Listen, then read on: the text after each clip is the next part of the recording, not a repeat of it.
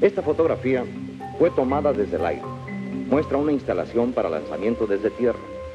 This government, as promised, has maintained the closest surveillance of the Soviet military buildup on the island of Cuba. Nosotros no hemos renunciado al derecho de poseer los tipos de armas que consideremos convenientes en uso de una atribución soberana de nuestro país. En octubre de 1962, el planeta entero se asomó al abismo. Durante 13 días, Estados Unidos y la Unión Soviética caminaron por la delgada línea entre la diplomacia y la aniquilación total. A solo 145 kilómetros de la costa de Florida, misiles soviéticos en territorio cubano apuntaban directamente a Washington, Nueva York y casi toda la costa este de Estados Unidos. En respuesta, más de 120,000 soldados estadounidenses fueron desplegados en Florida, mientras 3,000 armas nucleares estaban listas para reducir a cenizas cada rincón de la Unión Soviética. El escenario estaba servido para una guerra que podía borrar a la humanidad. Antes de comenzar, pues te invito a que le des like a este video, te suscribas si no lo has hecho y que seas parte de esta familia. Ahora sí, vamos con esta historia. El presidente John F. Kennedy y el líder soviético Nikita Khrushchev quedaron atrapados en un duelo psicológico donde un solo error podía desencadenar la Tercera Guerra Mundial. La tensión no solo se sentía en las oficinas de Washington y Moscú, sino también en las calles del mundo. Familias construyendo refugios improvisados, escuelas realizando simulacros nucleares y gobiernos aliados preparándose para lo peor. Nunca antes en la historia moderna, la sensación de inminente destrucción fue tan universal. Este choque no surgió de la nada.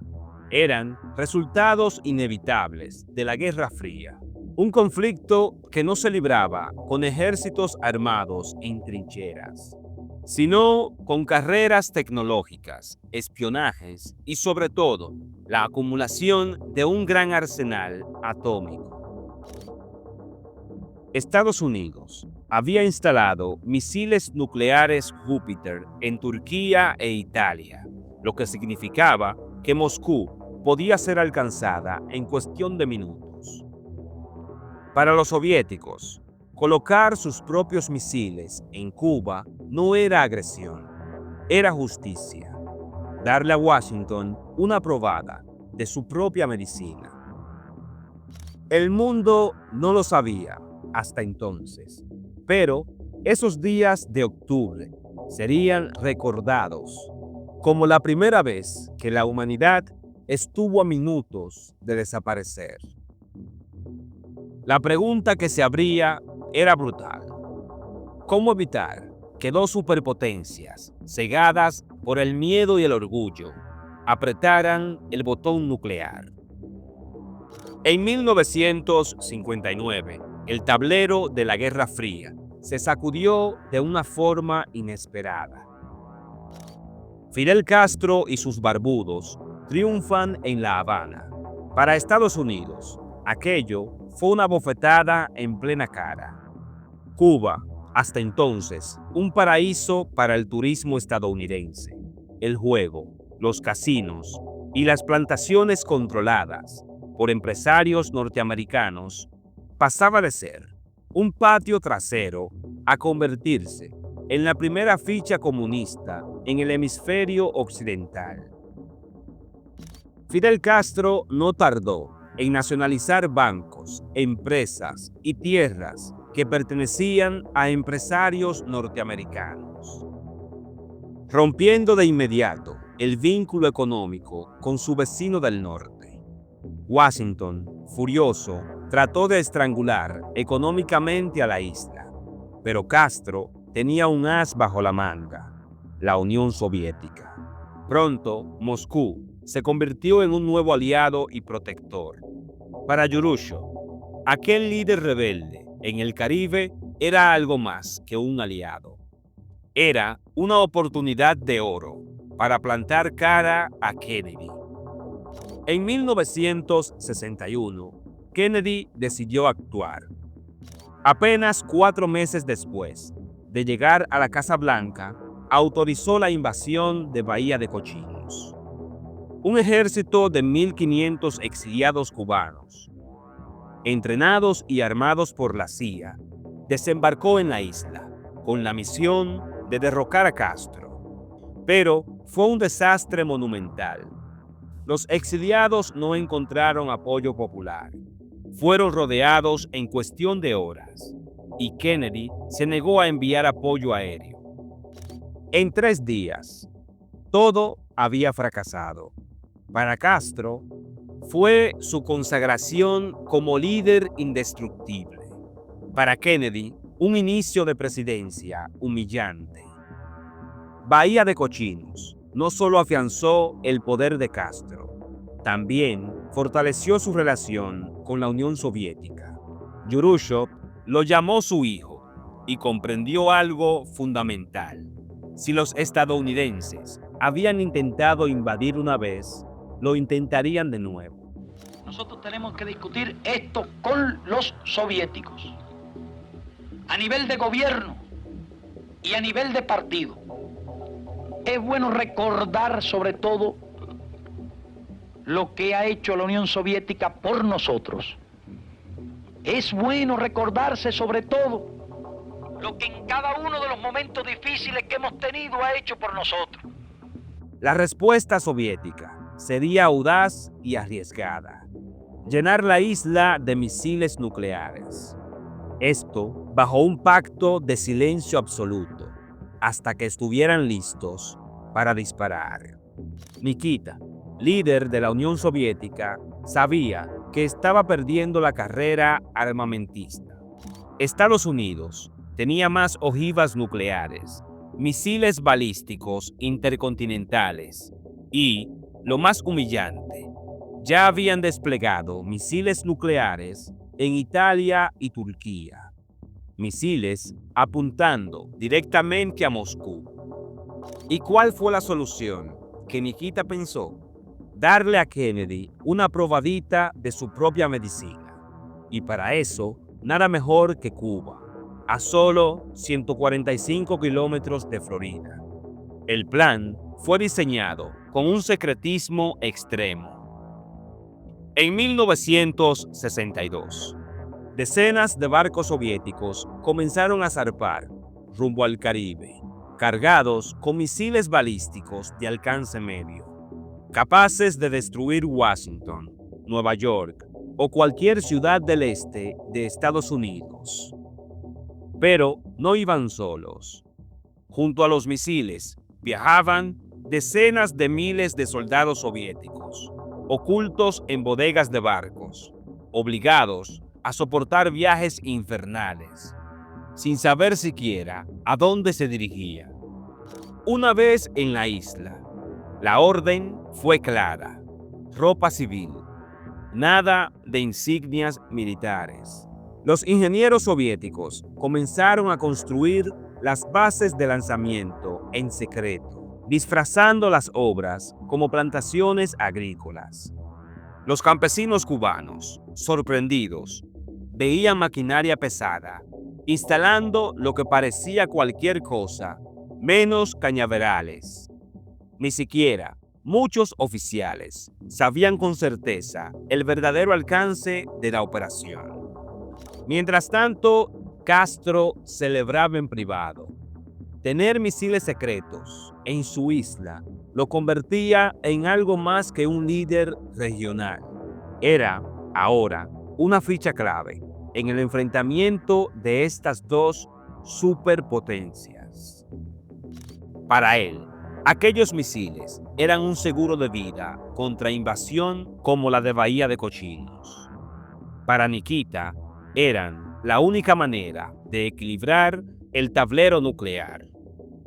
El secreto no podía durar para siempre. Estados Unidos vigilaba a Cuba desde lo alto, con aviones espías U-2. Esas naves plateadas volaban a una altura que los radares y misiles antiaéreos de la época apenas podían alcanzar. Durante semanas, Washington sospechaba que algo raro se cocinaba en la isla, pero no tenían pruebas concluyentes. Eso cambió el 16 de octubre de 1962. Un avión U-2 tomó fotografías que dejaron a la CIA sin palabras. En los campos cubanos no habían cañaverales, ni construcciones civiles, sino rampas de lanzamiento para misiles soviéticos. Misiles capaces de llevar una cabeza nuclear directamente a Nueva York, Washington o cualquier ciudad de la costa este en cuestión de minutos. Las imágenes llegaron a la Casa Blanca y John F. Kennedy reunió de inmediato a su círculo más íntimo, el ESCOM, un comité de crisis con sus asesores más influyentes. Allí se debatió el dilema: atacar y destruir los misiles con bombardeos o establecer un bloqueo naval para impedir que llegaran más armas a la isla. Las discusiones fueron tensas. Habían generales que exigían una invasión total a la isla, convencidos de que solo la fuerza salvaría a Estados Unidos. Pero Kennedy sabía que un ataque aéreo podía desencadenar lo impensable: una respuesta nuclear. El 22 de octubre de 1962, millones de estadounidenses encendieron sus televisores para escuchar al presidente John F. Kennedy. I have directed that the following initial steps be taken immediately. First, to halt this offensive buildup, a strict quarantine on all offensive military equipment under shipment to Cuba is being initiated. All ships of any kind bound for Cuba, from whatever nation or port, where they're found to contain cargoes of offensive weapons, be turned back. Lo que dijo heló la sangre del mundo. Confirmó la existencia de misiles nucleares en Cuba y anunció que Estados Unidos respondería con un bloqueo naval, al que llamaron cuarentena.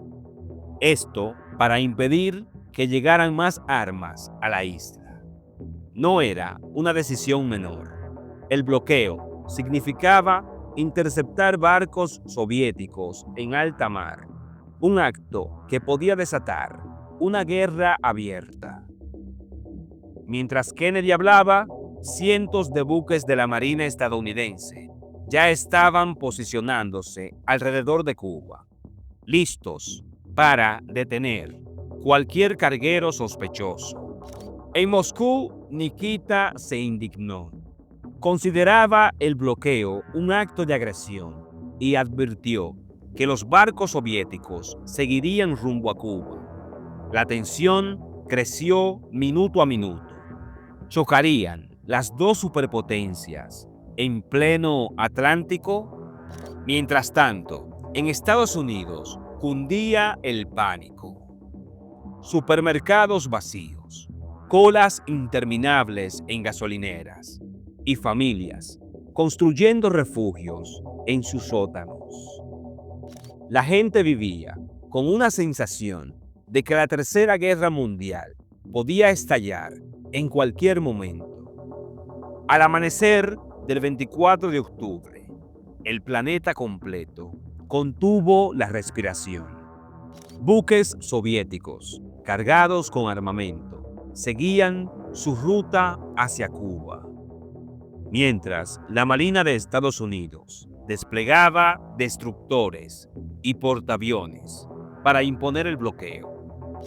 Nadie sabía qué pasaría si un capitán soviético decidía no detenerse y continuar hacia la isla. Un disparo, un choque accidental o una orden malinterpretada podían encender la chispa nuclear. En Washington, los altos mandos militares presionaban a Kennedy. Querían autorizar ataques aéreos y preparar la invasión de Cuba. El Pentágono estaba convencido de que la paciencia era un signo de debilidad. Pero Kennedy sabía que cualquier error podía ser fatal y decidió esperar, apostando a que Nikita retrocedería. Y entonces ocurrió lo inesperado. Informes confirmaron que varios barcos soviéticos dieron media vuelta en el Atlántico, evitando cruzar la línea del bloqueo. El secretario de Estado, Dean Rocks, pronunció la frase que marcaría la historia. Nos estábamos mirando fijamente y el otro parpadeó. El alivio fue inmediato, pero incompleto. Aunque los nuevos cargamentos se habían detenido, los misiles ya instalados en Cuba seguían allí, casi listos para ser operativos. La crisis estaba lejos de terminar. El 27 de octubre de 1962 pasaría a la historia como el día más peligroso de la Guerra Fría. Todo comenzó con un hecho inesperado. Un avión espía, U-2 estadounidense, fue derribado sobre Cuba. El piloto, Rudolf Anderson, murió al instante. Washington quedó en shock. Kennedy había prometido que un ataque contra cualquier avión sería respondido. Los generales pidieron represalias inmediatas. Mientras tanto, en La Habana, Fidel Castro estaba convencido de que la invasión estadounidense era inminente.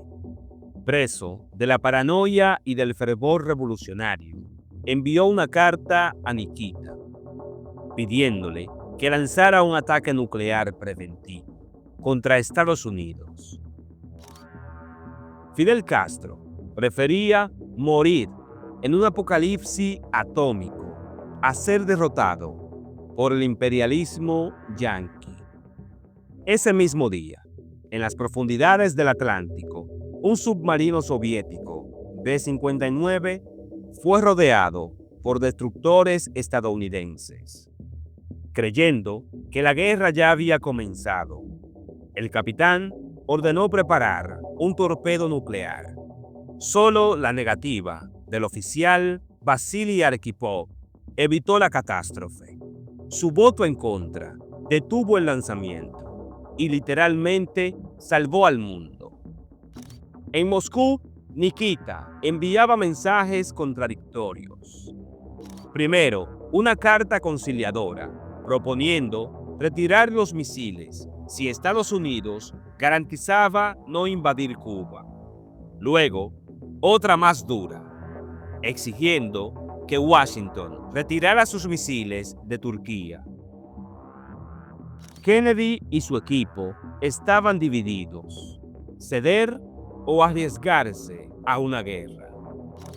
En medio del caos del Sábado Negro, Kennedy buscaba una salida que no lo hiciera ver débil ante sus generales ni ante el mundo. La presión era insoportable. El Pentágono exigía un ataque aéreo masivo sobre Cuba, seguido de una invasión terrestre.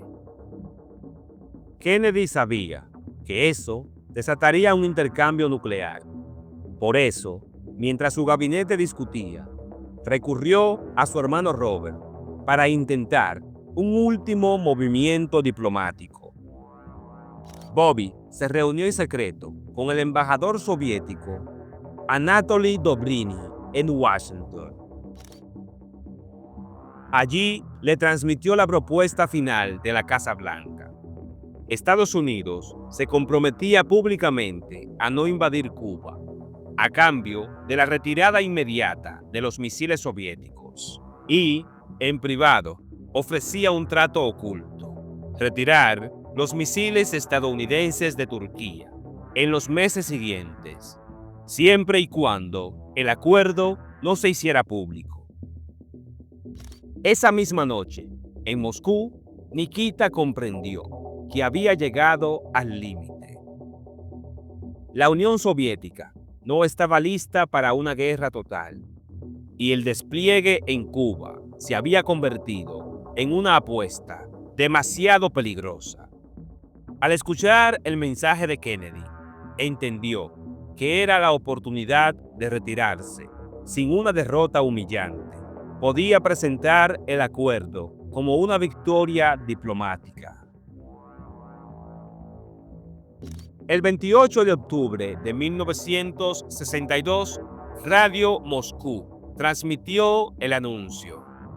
La Unión Soviética retiraría los misiles de Cuba bajo la supervisión de Naciones Unidas. La crisis había terminado.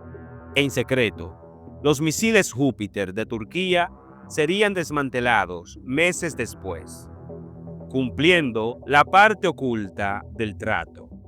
El mundo respiró aliviado al saber que los misiles serían retirados de Cuba. La prensa estadounidense celebró la firmeza de Kennedy.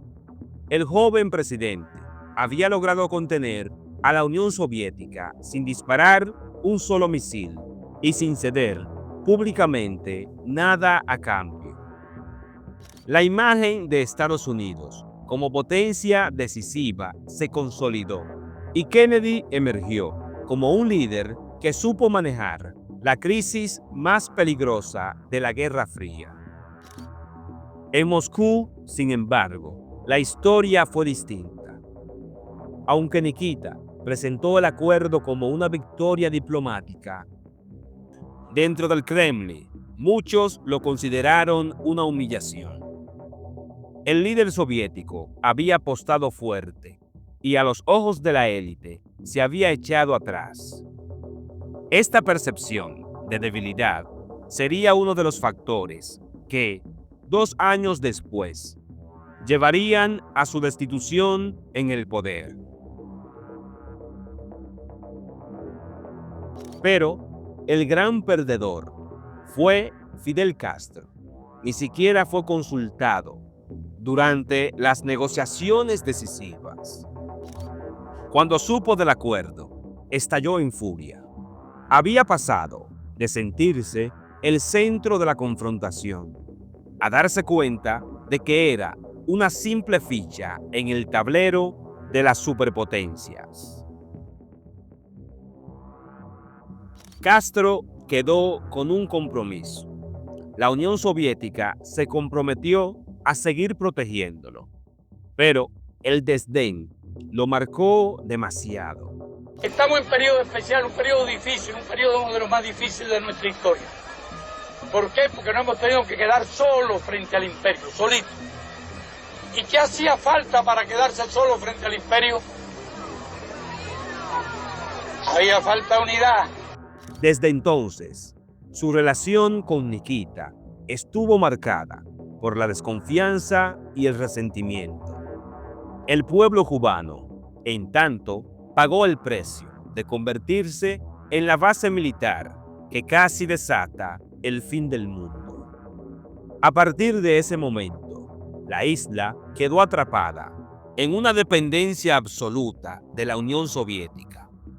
Porque si mañana o cualquier día nos despertáramos con la noticia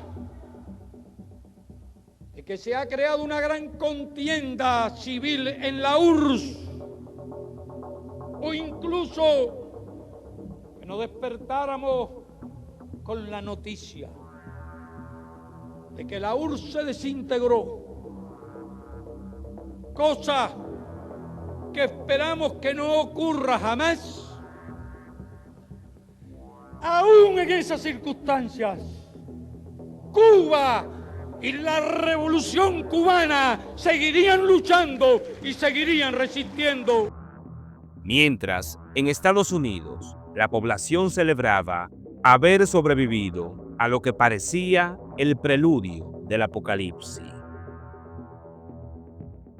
La crisis de los misiles de 1962 dejó una enseñanza brutal. La humanidad estuvo a solo un parpadeo de desaparecer.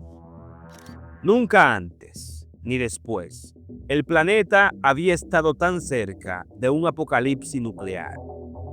Bastaba con que un capitán soviético hubiera apretado el botón en un submarino sofocante, o que Kennedy hubiera cedido a la presión de sus generales para invadir Cuba. Y hoy no estaríamos contando esta historia. El primer gran aprendizaje es que la comunicación es tan poderosa como las armas. Las cartas tardías de Nikita, las discusiones interminables en Washington y los malentendidos pudieron costar millones de vidas. De allí nació la famosa línea roja entre la Casa Blanca y el Kremlin, un teléfono directo para evitar que el futuro del mundo dependiera de mensajeros y burocracia. El segundo aprendizaje fue el poder de la disuasión. Tanto la Unión Soviética como Estados Unidos comprendieron que, en un escenario donde cada uno podía destruir al otro, la victoria era imposible. Ese equilibrio de terror, por macabro que parezca, se convirtió en el freno que mantuvo a raya la Guerra Fría. Y finalmente, la lección más incómoda.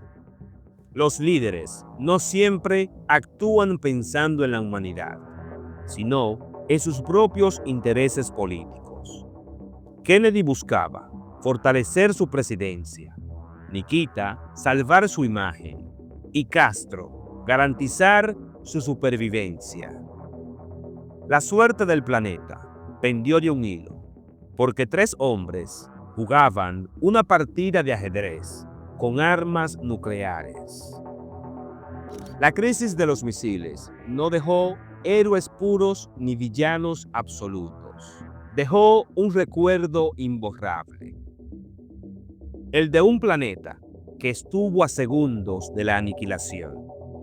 Kennedy resistió la presión de sus generales. Nikita tragó su orgullo para evitar la catástrofe. Y un oficial soviético, Vasily Arkhipov, con una sola decisión, impidió que un torpedo nuclear desatara la Tercera Guerra Mundial.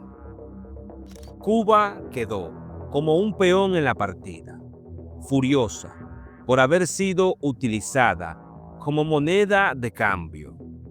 Estados Unidos se sintió victorioso, la Unión Soviética humillada, pero todos entendieron que en una guerra nuclear no habría vencedores, solo cenizas. De aquella tensión nació la línea directa entre Moscú y Washington, un cable rojo que simboliza la necesidad de hablar antes de destruir. Y sin embargo, 60 años después, la sombra de octubre de 1962 aún pesa sobre el mundo. La pregunta sigue siendo si aprendimos algo o si la humanidad está condenada a repetir sus errores. Este octubre, el mundo miró al abismo y el abismo nos devolvió la mirada. La próxima vez, quizás no tengamos tanta suerte.